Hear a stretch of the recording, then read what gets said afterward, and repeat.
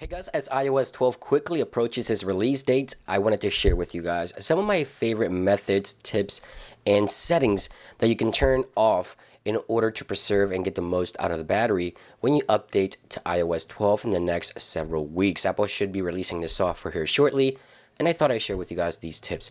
Let's begin. So first I want to talk about the iCloud settings. When you update to iOS 12, you're going to see a few new options under this particular category here that have been ported over from privacy settings, like share my location here. This was under privacy before, now it's under iCloud settings. If this toggle is on, it means you're constantly sharing your location, so it's constantly using up the battery, and you're sharing your location with friends and family that you authorize using messages, FaceTime, any Apple service. If this toggle is on and you've authorized it, you're always sharing your location. So to save battery, I would turn it off, and that'll help you save some battery. Under family sharing, there's also, if you're the organizer, you have here, let's say your children are under your organization, you see here that you can share all these types of settings with them, like your location, your screen time settings, your purchases from the App Store, your Apple Music, iCloud storage, etc. So if you don't want to constantly share and sync this data between the organization or the family, then you can toggle those off for two reasons. Number one, you can save battery. Number two, you keep your device more secure, more private. You don't keep your children with the same content synced together. So just keep that in mind. In addition, here in iCloud settings, we go to cloud settings here, and there's a few options that I usually turn off that I don't use for battery purposes and just peace of mind as well. Right here, photos and photo stream. I hardly ever use this. Any pictures that I take, I'll keep them on my device and then sync them over to a private hard drive here locally. I don't like my photos to be constantly being sent to the cloud or anything like that. That's just me, but it does help save battery. Messages in the cloud, I only have certain devices that I do have messages in the cloud. For the business purposes, I do have a certain device that I do keep messages synced, but personal use, I do not. So that's also an option that'll allow you to save some battery on your device as well. Going down the list of settings here, the usual suspects, Wi-Fi and Bluetooth. If you're not using them, of course, we already know, just turn them off. It'll really help save the battery life.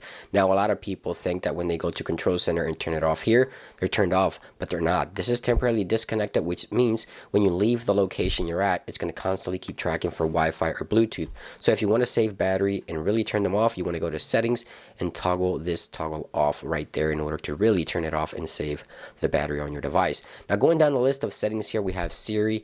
Now there's a few options here you can turn off, like listening for the Hey Siri command, so it's not constantly having the microphone on standby listening for that command. This will really improve the battery on your device. Now I know a lot of people use it, including myself, but it does save battery life if you don't necessarily have to use it. Now also, all Siri suggestions here, you can turn those off, because those settings are these here. When you swipe down and you see suggestions here, those are those settings. If you don't necessarily need these settings, you can turn them off on the lock screen, on search, on lookup, and it'll save a bunch of battery life because it's not constantly looking for information to provide you on those suggestions. Before we head on over to the general settings, I want to go through privacy settings here. There's one particular option that I always ask people to turn off. I think most people agree. Significant location. When you tap into here, it's going to ask for Face ID to recognize my face in order to get to the settings, because this setting here constantly tracks your location to give you recommendations. So it's constantly tracking wherever it is that you go, and you'll have a list of locations that has been tracking below here. Since I have it turned off, it's not showing for me, but you can clear that history and turn this off,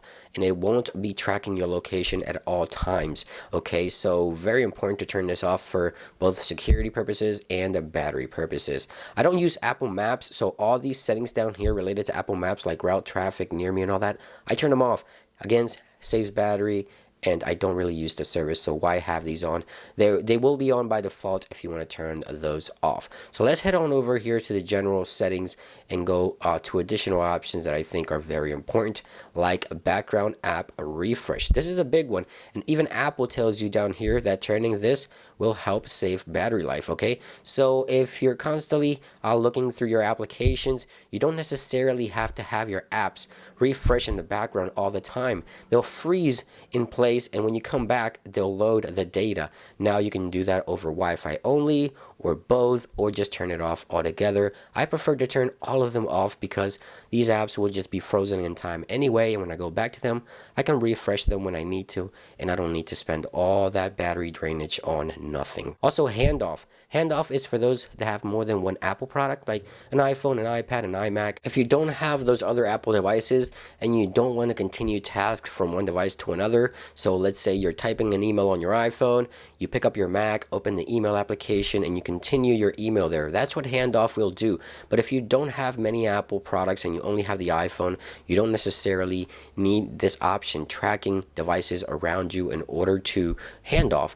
Okay, so you can turn that off and you won't have to worry. I do use that feature, but for those of you that don't use it, it's also a battery saver. Now, last but not least, I want to talk about the battery settings itself, the most important setting for the battery of your device. Right here, you have a breakdown on how you're utilizing your battery and what might be draining your battery by app, by time, by day, and you can really track the battery usage on your device.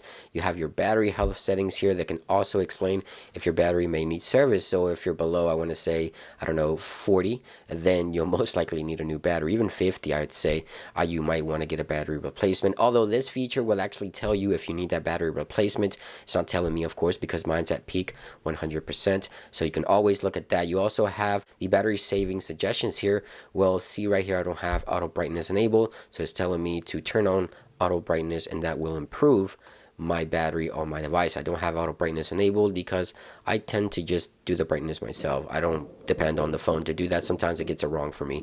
But anyway, guys, those are some of the battery settings that I wanted to share with you guys before the official release of iOS 12. I don't know if you guys just heard that thunder. It's about to rain outside really hard. I'm right in front of this window and it's lightning crazy. But anyway, back to the video. Just these are some of the settings I wanted to share with you guys to save the battery on your device. iOS 12 coming shortly, so expect iOS 12 to hit your device somewhere around September 19th and the 20th. So check software settings in general and software updates right here, and you'll most likely have iOS 12 populate there, and now you know how to save the battery for your device. I hope you guys enjoy these tips. Thank you for watching, and I'll see you on the next one. Peace.